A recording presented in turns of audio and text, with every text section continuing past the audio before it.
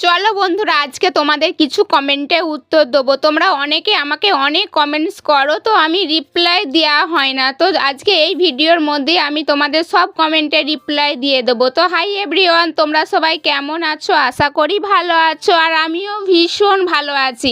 আর সকালবেলায় দেখো একবার ঝাড় দেওয়া হয়ে গেছে, তারপরেও কিন্তু আমাদের বাইরে সবসময় পাতা পড়ে, কারণ প্রচুর চারিদিকে গাছপালা সমস্ত কিছু আছে। আর এখন যেহেতু গরমকাল, আর গরমকালে গাছে সমস্ত পাতা ঝরে যায়, ওর জন্য দেখো সারাক্ষণ কিন্তু আমাকে ঝাঁটা ধরেই থাকতে হয়। দিনে যে আমি কতবার ঝাড় দিই, যতই ঝাড় দিই না কেন পাতা ঠিক পড়েই যায়।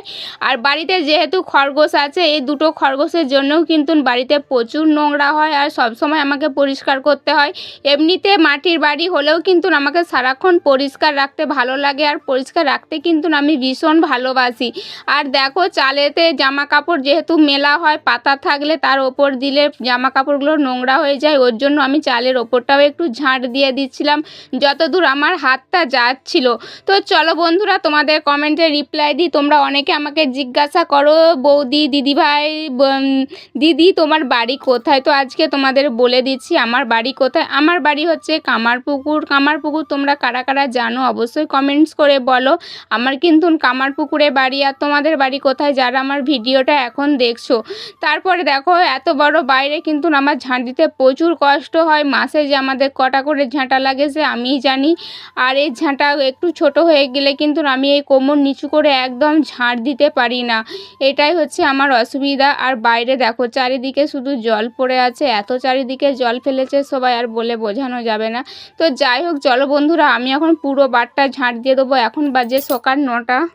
সকালের দিকে ভীষণ ঠান্ডা থাকলেও কিন্তু একটু বেলা করে হালকা রোদ বেরোলেই কিন্তু প্রচুর গরম লাগে। আর আমার সোয়েটার টুপি আমি খুলি না, কারণটা কি বলো তো? কারণ আমি গায়ে যখন দিয়ে দিই সোয়েটার টুপি পরি, তখন কিন্তু আমি খোলার আমার টাইমই হয় না। আমি যখন স্নান করবো তখনই আমি একদম সোয়েটার টুপি সমস্ত কিছু খুলে নিই।